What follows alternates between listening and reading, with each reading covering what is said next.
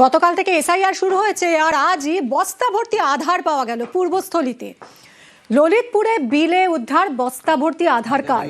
বিল পরিষ্কারের সময় বস্তা ভর্তি আধার কার্ড নজরে আসে। কথা বলবো নবকুমারের সঙ্গে। নবকুমার, এই এলাকায় এত আধার কার্ড এলো কোথা থেকে? দেখো মিমি, পূর্বস্থলী 2 নম্বর ব্লকের যে ললিতপুর আছে, যে পিলা পঞ্চায়েতে, সেখানে আজকে এক যাত্রী যায়, মৎস্যযাত্রী, সেখানে সে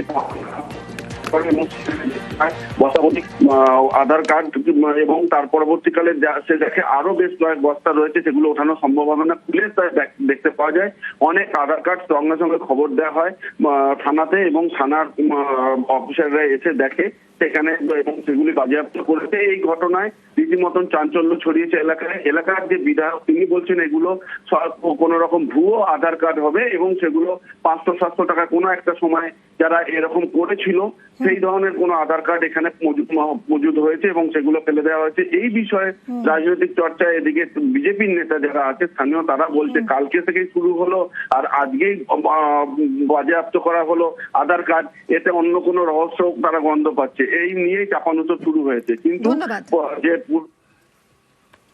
এখানে এই কচুরি পানা সব বিলে আমাদের লেবাররা সব পরিষ্কার করতে এসেছিল। প্রথমে ওরা মনে করে যে এটা কোনো লাশ টাস হবে, দিয়ে তারপরে তুলে কেটে দেখছে অফুরন্ত আধার কার্ড আর 2-3 বস্তা বিলে পড়ে রয়েছে মাঝের দিকে। কতগুলো বস্তা পাওয়া গেছে? মোটামুটি 3 বস্তা। কেউ 500, কেউ 700, কেউ 800 নিয়ে আধার কার্ড করতো। এখন আর আধার কার্ডের ডুপ্লিকেট হয় না, এগুলো সব ডুপ্লিকেট কার্ড আমার মনে হচ্ছে। তাছাড়া ফেলবে কেন?